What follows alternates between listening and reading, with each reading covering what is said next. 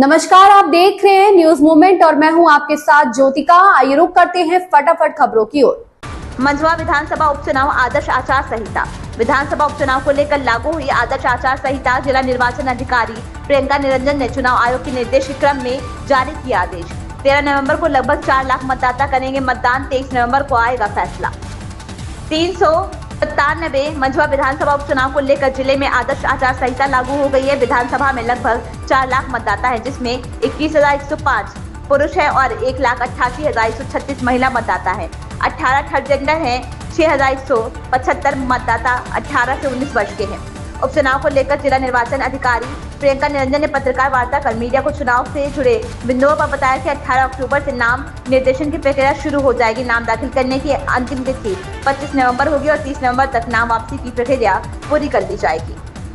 बताया कि कुल 442 बूथ है, जिसमें से 17 क्रिटिकल बूथ है। मिर्जापुर से संतोष गुप्ता की रिपोर्ट। उपचुनाव होने जा रहा है, तो क्या आदर्श आचार संहिता लागू हुआ, क्या क्या कार्रवाइयाँ हो रही हैं?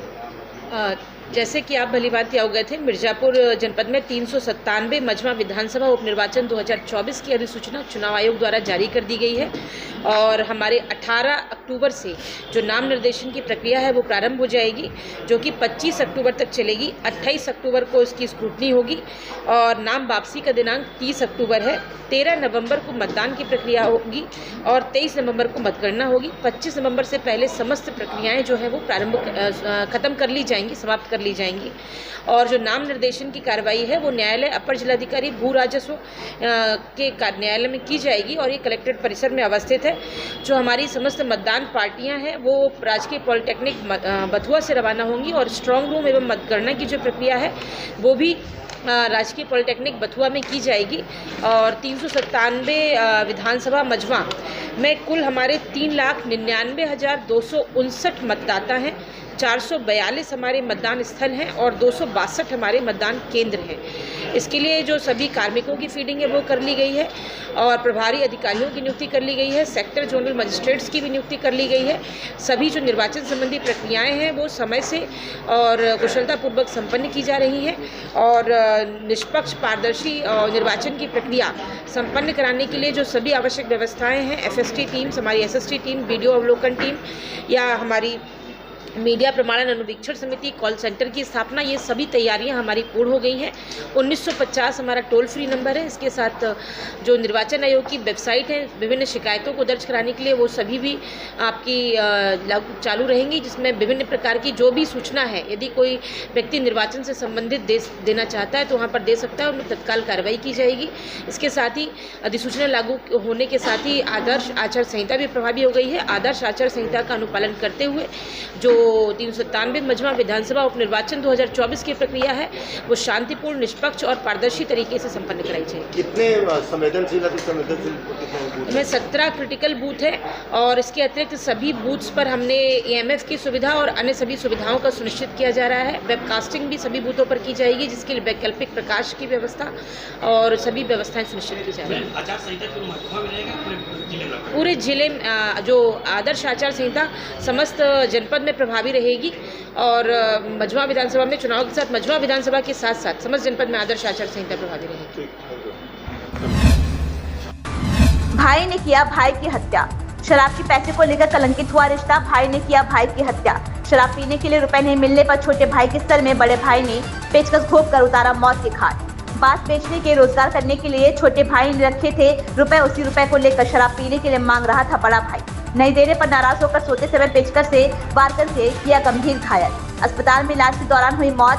पुलिस शव को कब्जे में लेकर पोस्टमार्टम को भेजकर जांच में जुटी हुई है। राजगढ़ थाना क्षेत्र के धुरकर गांव की घटना। मिर्जापुर के राजगढ़ थाना क्षेत्र के धुरकर गांव में शराब पीने के लिए रुपए नहीं देने पर बड़े भाई ने छोटे भाई को पेचकस में सर में मारकर मौत के घाट उतार दिया। बांस बेचने का रोजगार करने वाले राजेश पाल के पास बेचकर कुछ रुपए थे, जिनको जानकर बड़ा भाई राजू पाल शराब पीने के लिए मांगने लगा और नहीं देने पर बड़े भाई राजू पाल ने सो रहे राजेश पाल पर हथौड़े व पेचकस से 3-4 वार कर गंभीर घायल कर दिया। परिजन घायल राजगढ़ को लेकर CHC पहुंचे, जहां इलाज के दौरान मौत हो गई। मिर्जापुर से संतोष गुप्ता की रिपोर्ट।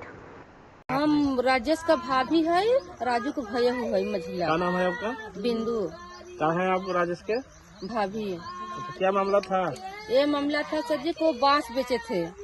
दो कोट मतलब बड़का जने 20 ठे कटवाए थे, छोटका जने अपन एक कोठी पूरा कटवाए थे। तो उसका पैसा जो था राजेश लिए हैं, लिए रहना। एक बाद में तो वो भल के पैसा बड़का घरे नहीं रहना, यही ना कहा पैसा दे, कहा पैसा गिराई दे रहना, पी खाई के पन गिराई दे रहना। राजेश अब हमार मोबाइल भिड़वाई दे ना, तो हम नहीं कुछ का जाए। तब करे बाद में वो पैसा के विवाद से मार दे।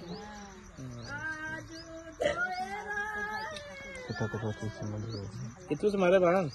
हथौड़ी है, पेचकस है, दो ठे पेचकस बा। तो इस पार ही गई रहन कि मतलब उन्हें आगे जाए तो वहाँ अस्पताल कहाँ लेके यहाँ से? राजगंज अस्पताल में।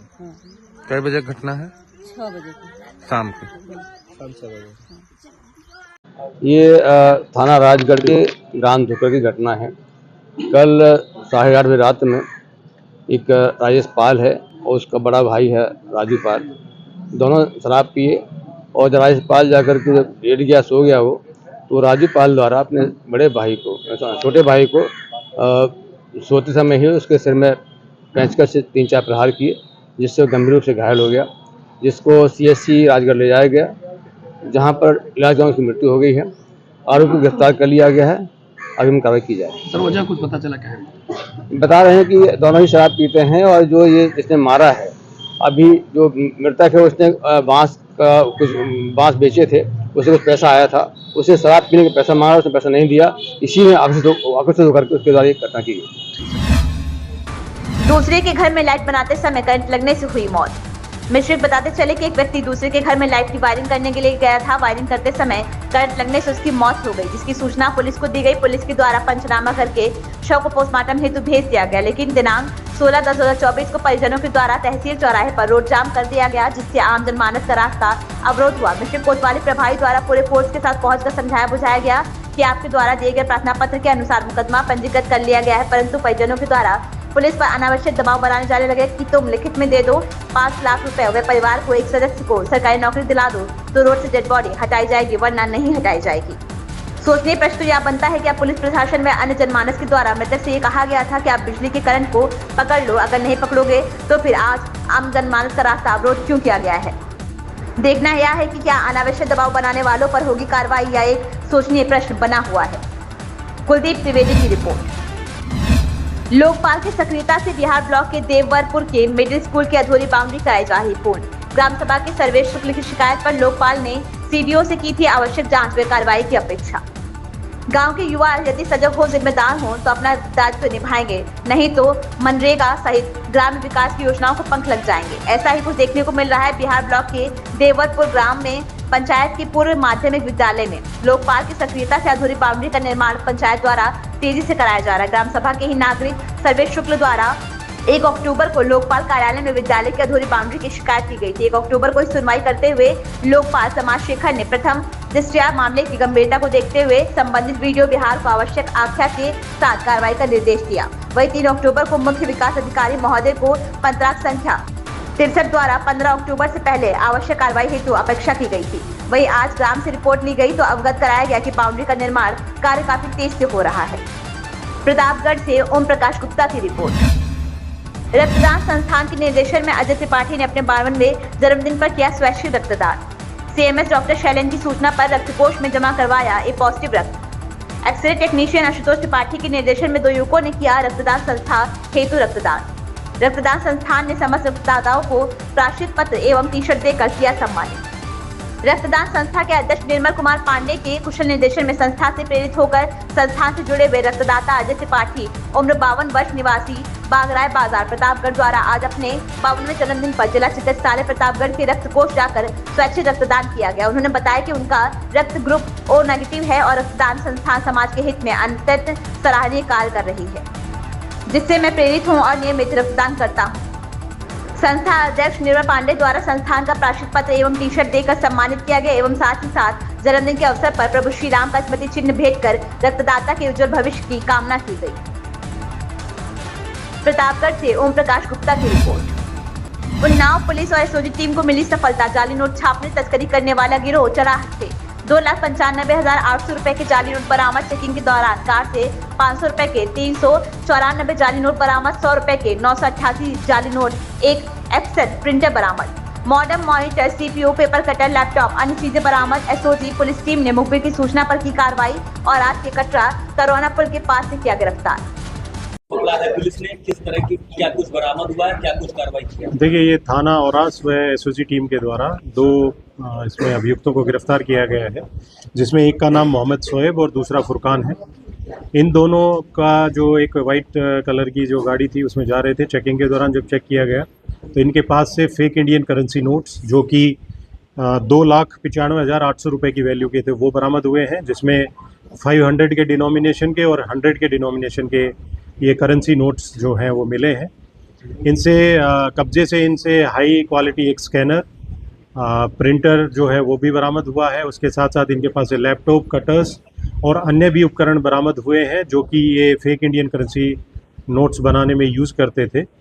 इनसे जो इनिशियल पूछताछ हुई है उसमें ये तथ्य प्रकाश में आए हैं कि इनके द्वारा जो ऑन डिमांड ये फेक इंडियन करेंसी नोट्स तैयार किए जाते थे और 1 लाख जो फेक इंडियन करेंसी नोट्स हैं उसके बदले में ये 30,000 जो ओरिजिनल इंडियन करेंसी नोट्स हैं वो लेते थे और फिर ये तैयार करते थे ऑर्डर पे, चाहे वो 500 रुपीज़ के हों, 100 रुपीज़ के और 200 रुपीज़, उसके नोट्स जो फेक इंडियन करेंसी हैं वो तैयार करके ये ऑर्डर पे देते थे।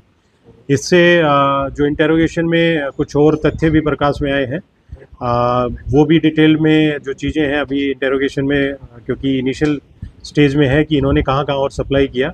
इनिशियल पूछताछ में ये भी इन्होंने बताया कि पिछले 3-4 महीने से ये काम कर रहे थे। तो इसमें और कौन लोग इन्वॉल्व हैं, इन्होंने ये कहाँ से ये काम सीखा, क्योंकि इन्वेस्टिगेशन अभी इसमें चलेगी तो उसमें जो तथ्य प्रकाश में आएंगे उसके बारे में फिर आपको अवगत कराएंगे। अवैध आतिशबाजी के खिलाफ की गई छापेमारी। डीएम के आदेश पर एसडीएम एसएचओ ने की छापेमारी। छापेमारी के दौरान 8 से 10 क्विंटल तक अवैध आतिशबाजी की गई जब्त। मोरावा कस्बे के निवासी सचिन पुत्र बीरेन ने अवैध आतिशबाजी कर रखा था भंडारण। आबादी के बीच अवैध भंडारण के खिलाफ प्रशासन की बड़ी कार्रवाई। पूर्वा एसडीएम उदित नारायण सिंह और मोरावा इंस्पेक्टर चंद्रप्रकाश सिंह ने अवैध आतिशबाजी के खिलाफ कार्रवाई की। मेराज की रिपोर्ट।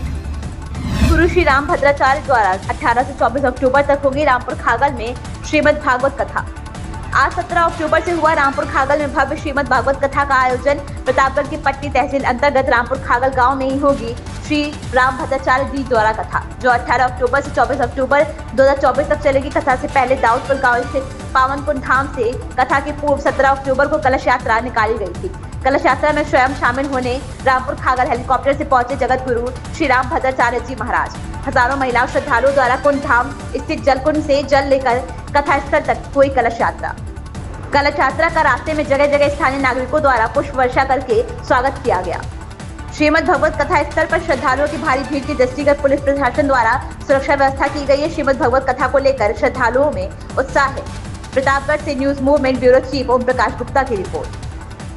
श्री आगामी 18 अक्टूबर से 24 अक्टूबर पर्यंत प्रतापगढ़ के पट्टी तहसील के रामपुर खागल नामक ग्राम में मेरी 7 दिवसीय श्रीमद् भागवत कथा होने जा रही है। आप जानते हैं विद्यावताम भागवते परीक्षा, इसमें विद्वानों की परीक्षा होती है। मैं भी परीक्षा दूंगा, आप आनंद करेंगे। यह गांव मेरे लिए इसलिए अधिक स्नेहास्पद है कि मेरे तुलसी पीठ के उत्तराधिकारी मेरे विरक्त शिष्य आचार्य रामचंद्र दास की यह जन्मभूमि है और मेरे प्रिय शिष्य अंबिका प्रसाद जी मिश्र की पुण्य स्मृति में यह कथा हो रही है। आवा हम सभी मिलके ये कथा सुना जाए, कहा जाए, झूमा जाए। देश भर के संत आवत हैं, सबका दर्शन किया जाए। इस सांस्कृतिक कुंभ में आटे और प्रतिदिन वही हाल बाटे कि जिभिया कहे हम राम राम रटबई, कनवा कहे हम सुनबई पुराण, रटन लागी जिभिया राम ही राम, रटन लागी जिभिया। चला सब जने जगन्नाथ जी के प्रसादो खावा जाए, 7 दिन भंडारा होए, केव जने बाकी नहीं रह जाए। आवा झूम के हम कथा सुनाओ। पूर्वांचल तो हमारे यहाँ, तू हमार है हम तोहार है। बस यही निवेदन के साथ हम तुम्हें बुलावत है का तुम्हें गोहरावत है। पिबत भागवतम रसमालयम। इन खबरों में बस इतना ही। बने रहिए न्यूज मूवमेंट के साथ।